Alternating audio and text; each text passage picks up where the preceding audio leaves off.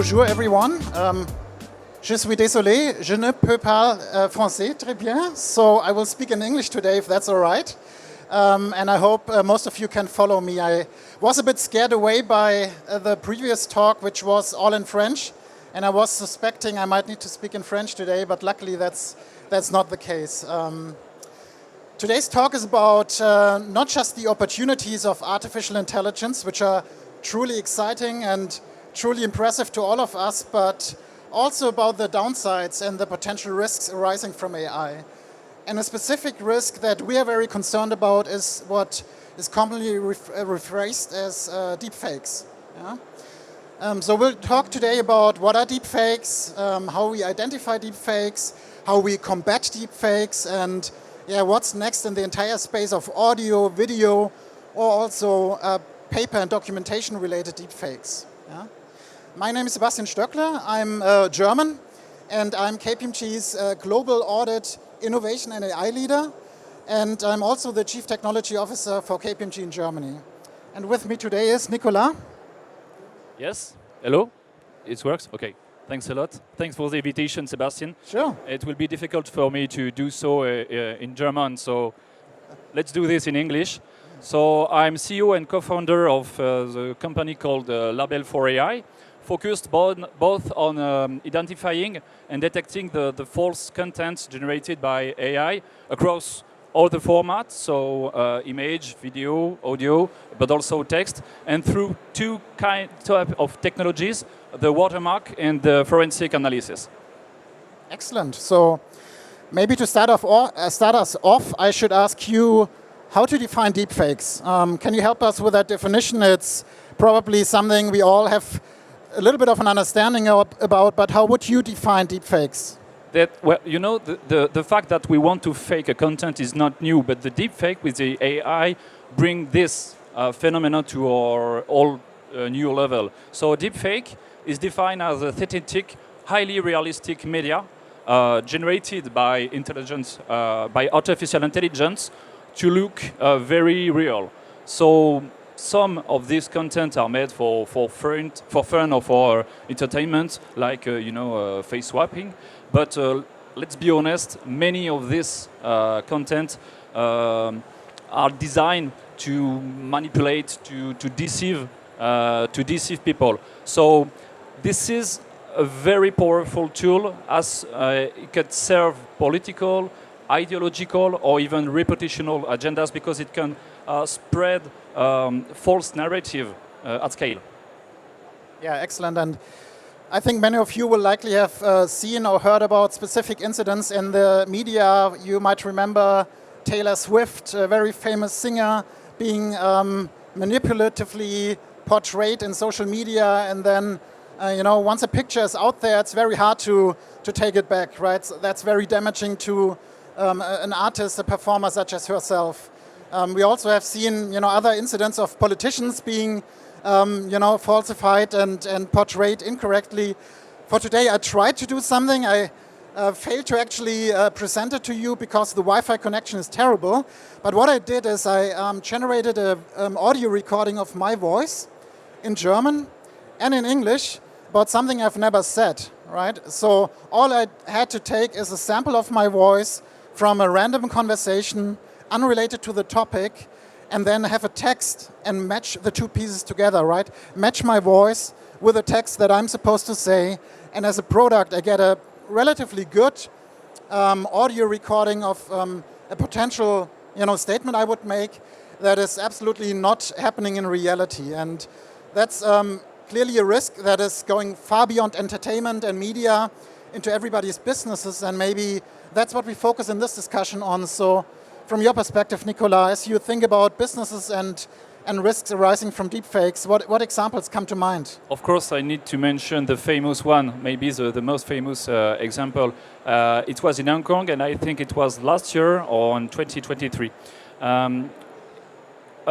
It was a finance employee, can't remember the company, who was invited to a video call with what he thought were these fellow employees and also the CFO. And during this famous video call, the CFO asked for this employee to do a transfer about $25 million to another account. Of course, if we mention it today, it's because all of these people wasn't who they pretended to be. So the point here is the entire setting was so realistic that it made it impossible for the employee to know that he was being tricked at this very moment. So we need to learn that the more realistic the setting is, the more we are likely, I say we because we are all concerned, this poor employee is not alone, the more we are likely to comply with the order without questioning at all this point. Yeah.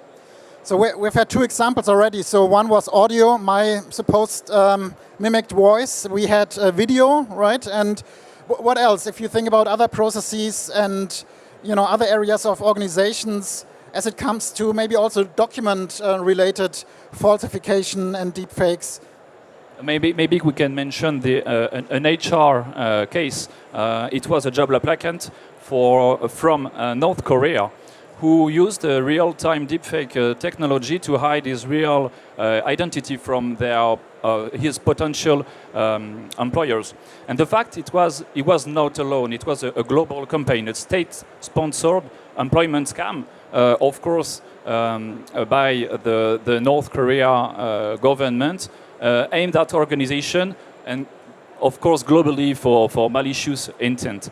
And the worst part of this story is that some of the organizations that have been fallen victim of that schemes only discovered the mistake and their error after that the employee loaded malware on their corporate workstation. Yeah. Truly scary. I will have one more doomsday example for all of you, and then hopefully we can talk a bit about how we fight and combat these risks arising from AI. Another example is related to investors. So think about investors investing into a company based on the records they present to the investors. Maybe some of you are in that situation.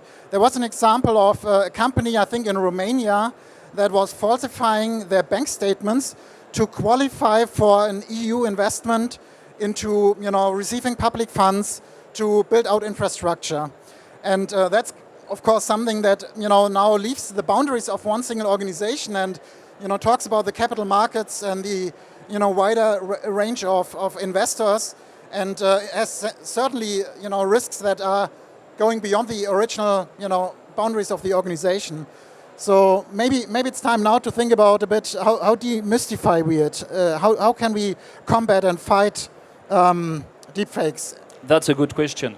The good news is that the fact that this growing threat has led us to let's say significant progress in our detection method. But I'll be honest, it's still a complex and a challenging task to detect any manipulated content.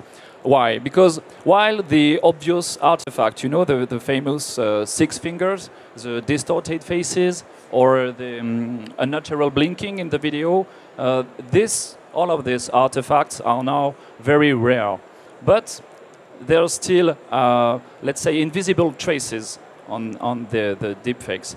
And these subtle clues are not visible for human eyes, but we are able to detect it with advanced neural networks. In our works, we are looking for, let's say, the pattern left behind the generative process. And we can see that we see patterns left behind the grid-like pattern. I don't know if you know that. It looks like a grid, and it's left because they are caused by the upscaling of a low-resolution content. So after that, you can see this pattern. And also, we are looking for any inconsistencies in the content. So it could be on the texture. It can be also on the lighting of the picture. So, but the main, well, the core challenges of our field is we need to evolve as fast as the method, the generation methods and the generation technologies, because I'll say years, but it's months. Few months ago, researcher could spot any deepfake by tracking any missing microsignals in the video. So I told 5 minutes ago about the unnatural blinking, but we can also mention the absence of pulse in the neck, which was once a good indicator. So, and now today the video generated can even simulate this pulse in the character you have in the video. So, in conclusion, what was once a reliable indicator is now just something can be perfectly faked, but by the tools. So that's why we need to have a very adaptive strategy in detection. That's why we need to be updated constantly. That's why we need to be totally resilient with the new behavior of the model. And we need to be capable of analyzing all the content from multiple angles and from multiple perspectives. I can mention about that maybe the way we explore how we can analyze how model behave internally by analyzing the way that the artificial neuron active layer by layer. We are able to say if the content is synthetic or real, and it's perfectly a good example of on which method it works. It could be the GAN. I don't know if you know the GAN, the Generative Adversarial Network. So this is an old technology, but on that technology we can easily find this layer pattern and find this is a deepfake. So, and if you don't know this technology, you can spot an old website called thispersondoesnotexist.com, and it's a good example of what is a GAN. So, let's say that maybe we can mention our most recent challenge, because all of this is very based on the image, but we try to extend our technology and our method beyond images and faces. So we try to do so on document and on modified invoices, modified PDF, modified reports, and so. Because in that kind of document, in that kind of content, even if the layout seems consistent, all generated content left tiny signals behind the generation. And it could be in an alignment, in rendering, or you can find any, let's say, compression patterns. So, and this is, I think, the most important point. It's these patterns also, again, are invisible, but they are detectable. And this is a big difference. We are able to detect even if we can't see it. So this is how we are now. But maybe you can say a word about how you do in KPMG. Sure. I will. I'm pretty impressed by the way you explain this, cat and mouse game, or between, the perpetrators and the, use of AI to generate deepfakes, and then the use of AI to detect deepfakes, and this being a race for probably some time to come. So if I project at us at audit, what do we do, right? I need to first clean up maybe with a big misconception. KPMG auditors are not actively looking for fraud. That's not our job, right? Our job is to make sure that the financial statement of our clients is correct. We say not materially misstated, right? That's really our job. And in order to do that, we have a whole range of procedures we apply to, of course, check the individual numbers on the financial statement. Take a number, take revenue, right? When we look to make sure that the revenue on the financial statement is correct, we check, for example, did the customer really, order what our client invoiced them for? Is that invoice that resulted in revenue real? Yeah. So that results in methods of matching data points with each other, the order with an invoice, or looking for anomalies in the bookkeeping transactions of our clients. And very often we would find errors, errors that could be unintentional. So bookkeeping that may need to be corrected because it happened in the wrong period, on the wrong account. Maybe the amount on the invoice was not right. Maybe the customer asked for a reversal. So errors are often unintentional, but sometimes they are intentional, and that's maybe where fraud comes in. And surely our methods of applying AI to test entire populations of transactions, to look for anomalies, spot an increasing amount of patterns that are unusual, unexpected, and sometimes lead to us identifying fraud, and of course doing the necessary steps that follow such identification of fraud. Of course, we are also very focused on confirming that what is in the books of our clients exists in reality. Think about the bank balance. How much cash our clients have recorded on their bank balance on their books. How do we verify it? Well, we go ask the bank. Getting a third-party confirmation, so-called bank confirmation, is critical. And yes, of course, if we talk about documents that are provided to us, such as invoices, contracts, and the like, we are increasingly asking ourselves, is that document real? Is it perhaps a document that has been generated?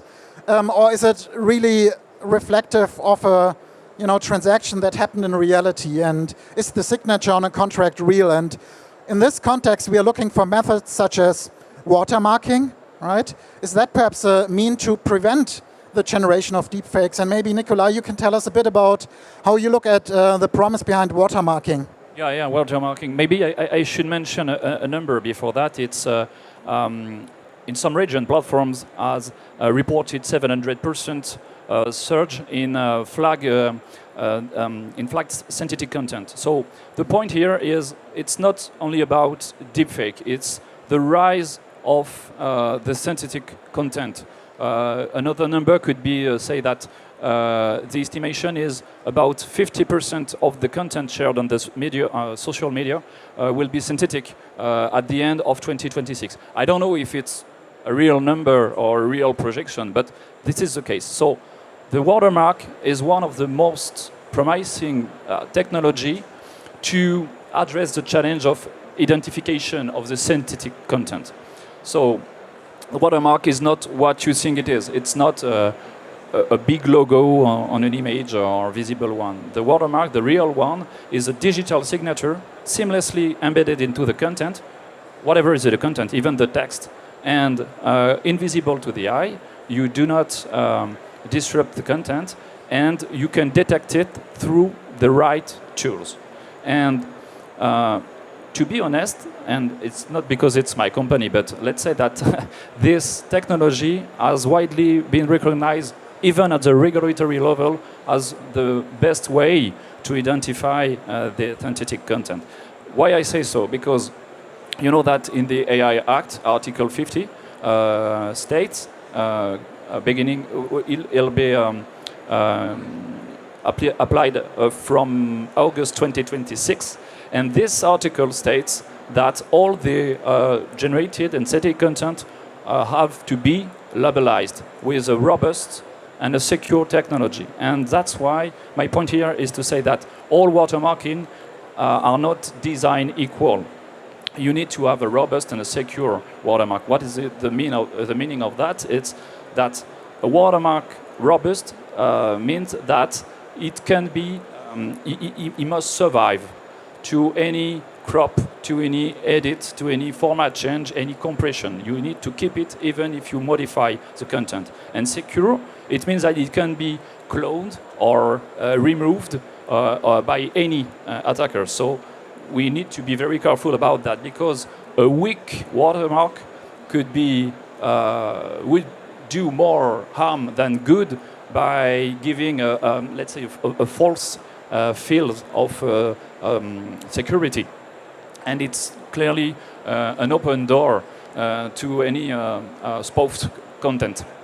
So maybe a conclusion about that, it's the integration of technology in the company has a safeguard against deepfake is a really good idea, but it doesn't eliminate at all the first line of defense, which I think is the education of the population. So I strongly recommend to any company to train his employees, to detect the deepfake.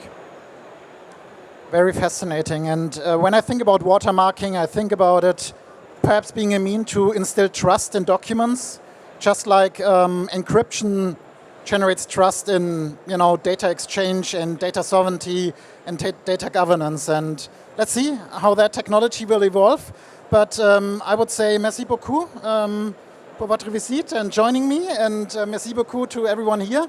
Also for not going to Jensen Huang from NVIDIA, who was speaking at the same time. So thanks for making the time, and we have some time for Q&A. If you have questions afterwards, you can reach Nicolas at label4.ai, me at kpmg.com, and merci beaucoup. Thanks a lot.